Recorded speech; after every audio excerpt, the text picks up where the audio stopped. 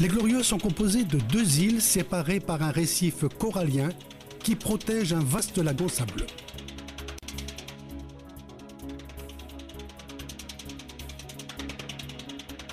Des îles coralliennes situées au nord du canal du Mozambique, elles constituent un des ultimes sanctuaires de la biodiversité terrestre et marine qui est particulièrement bien préservé, notamment les tortues et les oiseaux marins.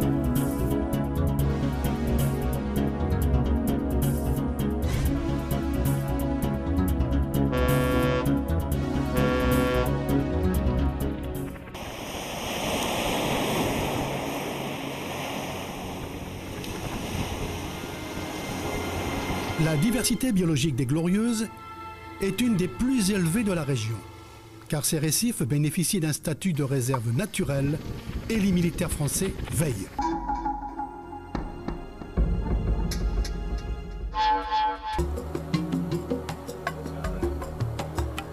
Une équipe de scientifiques arrivée aux Glorieuses à la réalisation d'activités du programme COSURECO dans le cadre de l'initiative française pour les récifs coralliens, cartographie, suivi de l'état de santé, inventaire de la diversité biologique.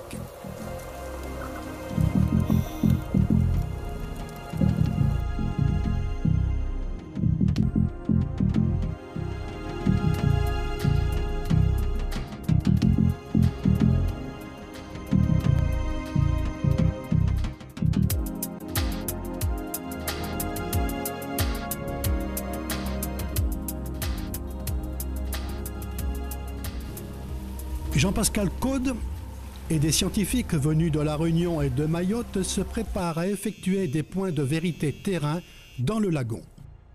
Mais la patate sur laquelle ils ont jeté l'ancre change de forme.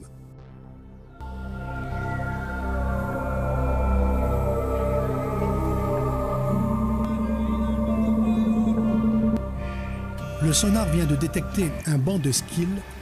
L'alerte est donnée. En Polynésie, les grosses espèces attaquent les pêcheurs. Ouais, j'ai vu sur le site internet de Roy Caldwell, là, justement, il parlait effectivement d'un pêcheur qui avait été attaqué par une squille. Une grosse squille qui faisait 20 cm. Et c'est vrai qu'effectivement, avec son organe de devant, elle doit pouvoir faire des sacrés. Il paraît que ça fait très très mal. C'est-à-dire que c'est effectivement le choc qui est donné, qui assomme la proie, est équivalent à recevoir une balle de 22. Ce phénomène a été signalé pour la première fois dans le golfe d'Aden et la région comprise entre les Seychelles et l'Afrique de l'Est, Tanzanie, Kenya, en 1967. Donc on serait en pleine phase de reproduction. Tu les vois en train de fouiller dans le sable, on regardera, et on les voit attaquer les petites sols. Les pêcheurs disent que lorsqu'ils voient des skis en mer, ils les repèrent de très loin parce que la mer devient rouge. On a le grand courant à Madagascar et puis on a le grand courant sud-équatorial qui fait une boucle. Voilà. Et mine de rien, les Glorieuses et les Seychelles, c'est quand même dans la partie du courant, en la limite du courant de Somalie. Et pourquoi est-ce qu'on n'aurait pas une espèce de boucle là, si tu veux, avec des courants qui ramèneraient vers un espèce de hotspot Ça joue certainement avec les courants parce que tu as aussi le courant nord-équatorial qui passe au nord des Seychelles, qui emmènerait donc les larves pêchées pondues aux Seychelles, qui les emmènerait vers les côtes africaines, et il y aurait un retour ensuite après avec l'inversion des courants.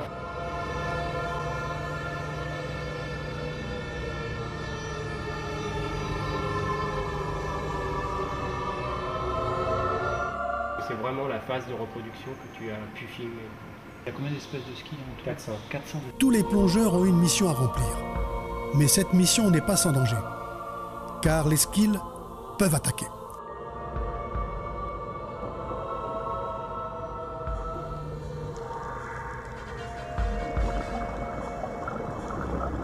Et tu vas voir qu'elles font un petit terrier. Regarde comment elles s'ensable ici, tu vois. Elles s'ensablent carrément dans elle. Et l'hypothèse effectivement, je pense qu'elle est définitivement abandonnée, de dire que les skis en fait peuvent vivre, les adultes, à 200, 300, 500 mètres de fond, dans des terriers. A priori, la morphologie non, moi je pense que... La projection du comportement des skills sur le fond, à savoir qu'elles creusent rapidement un trou dans le sédiment, tend à montrer qu'il s'agit bien d'un comportement lié à la reproduction. Ce qui expliquerait ensuite les échouages. Les échouages, ils ont été observés aux Amirantes, nous on les a vus aux Glorieuses. Où est-ce qu'il y en a d'autres qui ont été rapportés des échouages? En Tanzanie. En Tanzanie, sur les côtes tanzaniennes. Sur les côtes africaines, de l'Est de l'Afrique aussi, on a aussi des reports d'échouage massif. Et en même temps, par contre, elle constitue effectivement une proie pour tous les grands prédateurs, ce qui fait qu'en fait, elle est également une source importante au niveau de la chaîne alimentaire.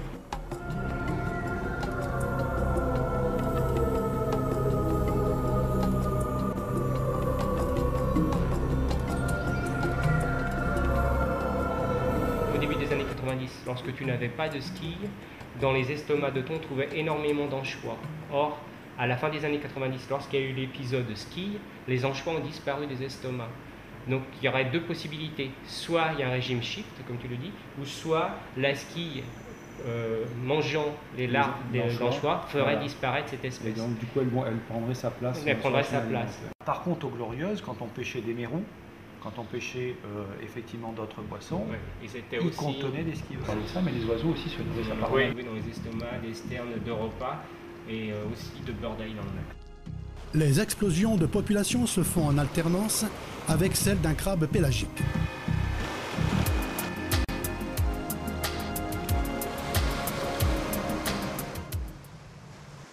Jean-Pascal Caude de l'ARVAM et Michel Potier de l'IRD tentent d'apporter une explication à ce phénomène. Ici, et ça, ce seraient les adultes. Et ça, donc, tu les as trouvés en bord de plage? Alors celles-là, non, elles étaient sur le banc du Génévert.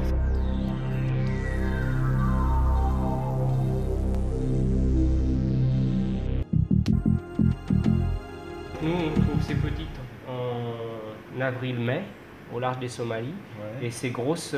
La taille moyenne des skills est de 20 mm, ce qui est conforme avec les observations faites en 1967. Oui, exactement. Tu vois, on voit effectivement la différence. La différence, c'est sa fameuse patte voilà, qui est là. Ça, c'est, il paraît que c'est l'organe le plus rapide du monde. Voilà. C'est-à-dire que c'est effectivement le choc qui est donné, qui assomme la proie, est équivalent à recevoir une balle de 22. Quoi. Les skills prélevés sont étudiés sous microscope après avoir été mesurés. On avait contacté à l'époque Roy Caldwell aux États-Unis. Il avait précisé qu'effectivement, il n'avait jamais vu un phénomène comme ça. Et ce qu'il nous suggère, c'est effectivement de vérifier chez les femelles. Donc, outre la confirmation de l'espèce, il s'agit de voir si les appendices abdominaux contiennent des glandes sexuelles matures et éventuellement le rapport entre les mâles et les femelles. Il y a un bout de gonade ici, attaché, accroché encore à du tégument ici. Ça reste effectivement un peu une énigme à la fois sur la biologie, sur les cycles environnementaux et même apparemment même en biologie de la reproduction ou la physiologie, il n'y a pas grand monde qui... Quelques personnes étudient ces animaux. À part les passionnés d'aquariophilie. Voilà, exactement. Il est l'heure de faire le bilan de cette mission. De l'avis des scientifiques, une mission très réussie en observation et dans la bonne humeur.